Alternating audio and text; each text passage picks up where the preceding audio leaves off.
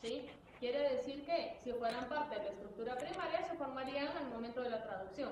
Si fueran parte de la estructura secundaria, no se puede porque el puente disulfuro es entre las cadenas R, ¿sí? Y por eso es que están en esta clasificación. ¿Sí se entiende por qué? ¿Sí? No.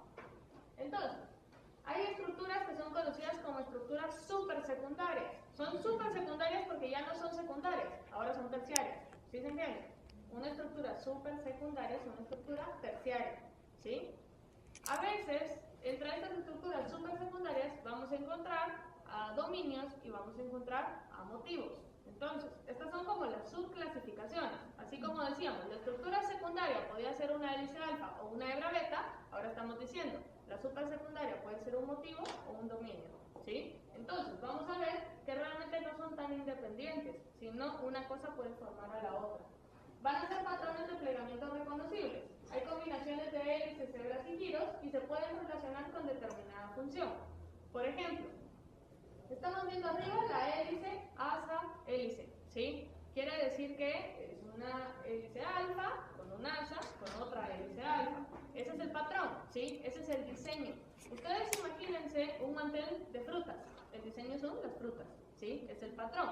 Y si se ponen a ver si hay una fresa, una naranja, una piña, van a ver que en todo el mantel, todas las piñas van a estar a la par de, ¿qué les dije? Fresa, naranja, a la par de la fruta igual, ¿sí? O sea, va a ser el mismo patrón como un copy-paste en el mantel. Pues básicamente eso vendría a ser un motivo, como un diseño, una figurita que podemos reconocer. Hay un montón. Por ejemplo, tenemos el sándwich beta. ¿Lo ven acá abajo? Esto lo estoy indicando que las hebras son antiparalelas, ¿sí? Es la dirección. La flecha estas flechas indican que es una hebra beta, y acá yo estoy viendo dos hebras beta que se van cruzando, ¿sí? Le resalto a este sándwich porque esta estructura del sándwich o del emparedado es la que se repite en los anticuerpos. Entonces vamos a ir viendo que algunos motivos son reconocibles o son asociados a una familia característica de proteínas, ¿sí?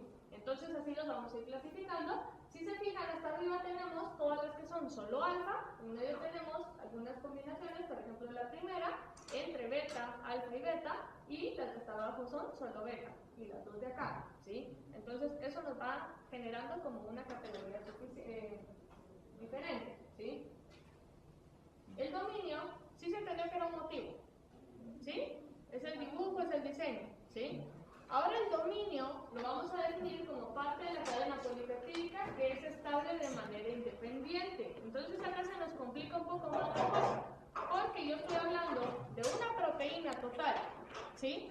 De una proteína, pero si yo vengo y le quito una parte a la proteína, esta parte, si se dedicaba, por ejemplo, a deshidrogenar, esta parte puede seguir deshidrogenando aunque no esté con la proteína, ¿sí? La diferencia es que si está con la proteína va a deshidrogenar y luego va a agregar un grupo tal o va a hacer tal y tal cosa, como más en conjunto, ¿sí? Pero por separado tiene que tener la capacidad de hacerlo solo.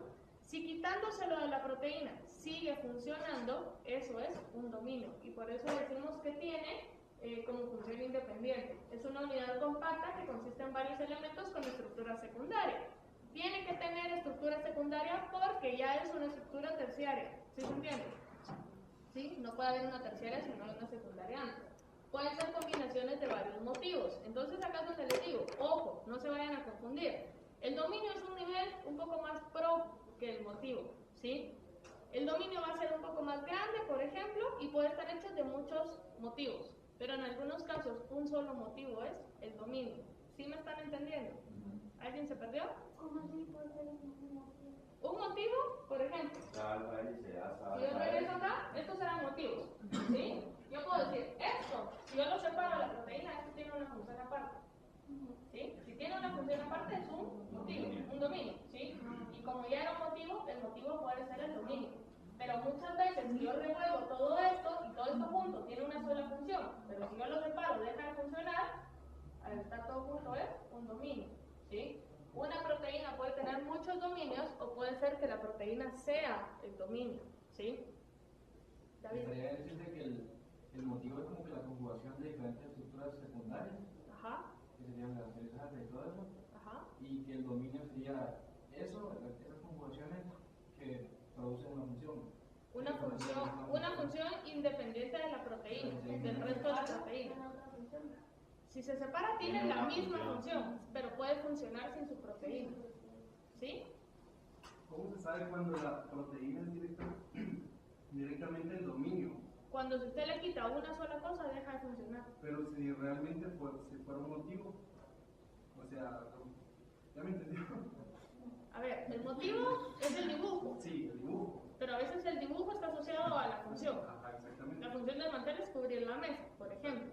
Si ustedes le cortan la mitad del mantel, el mantel ya no sirve, ¿sí? Quiere decir que en este caso, el mantel completo o la proteína completa era el dominio. Pero si digamos lo que digo yo es cuando la proteína en sí se vuelve un motivo, pero también tiene la función de dominio, ¿ya?